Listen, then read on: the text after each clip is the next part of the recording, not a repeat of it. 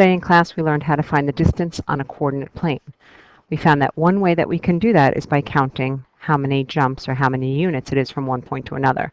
So how many units away is Solomon's house from Teresa's house? Here's Solomon's house and here's Teresa's house. So we could count 1, 2, 3, 4, 5, 6, 7, 8, 9, 10, 11, 12, 13, 14, 15, 16. So it would be 16 units. We also learned that we could use absolute value to find this same distance.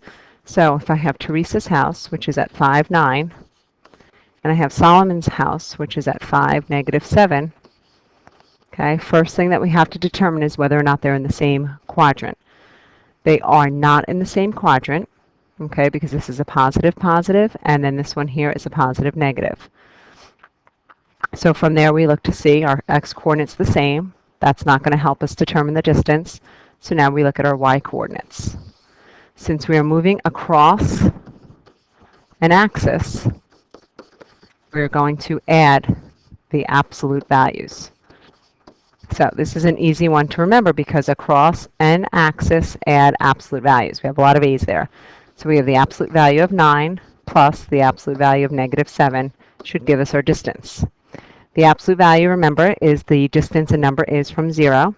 So 9 is 9 units away from 0 on a number line. And -7, or the absolute value of -7, would be 7, because that's 7 units away from 0. If I add those together, I get a total of 16 units, which is what we found when we counted.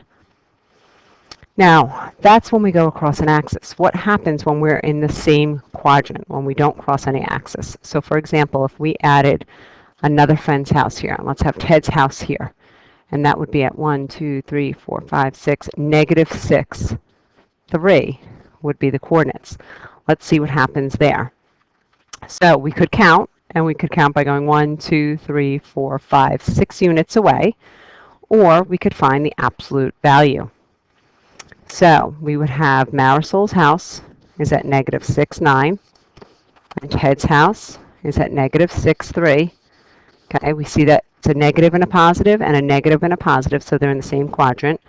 The x-coordinates are the same, so we ignore those. So now here are the coordinates that are different. But since we're in the same quadrant, we're going to subtract. So same quadrant means to subtract. So I have the absolute value of 9 minus the absolute value of 3. And you always put the larger absolute value first. 9 minus 3 gives me 6 units, which is what we found. Okay? How many units away is Marisol's house from Teresa's house? So again, this is one that goes across the axis. So let's see what happens. 1, 2, 3, 4, 5, 6, 7, 8, 9, 10, 11 units. But we also want to use the absolute value to find it. So let's go over here now. I have Marisol's house, which is at -6, 9. And I have Teresa's house, which is at 5, 9. They are in different quadrants because I have a negative and a positive and a positive and a positive. So that means I'm going to go across an axis. So I'm going to add absolute values. So my y-coordinates are the same. I don't need those. I'm going to have the absolute value of -6 plus the absolute value of 5. Again, absolute value meaning the distance a number is from 0 on a number line. The absolute value of -6 is 6. The absolute value of 5 is 5. And we get 11 units, which is what we found when we counted. So as you go through the rest of the questions on this page, try counting and try also using the absolute value to show it. If you have any questions, we can talk about it in class.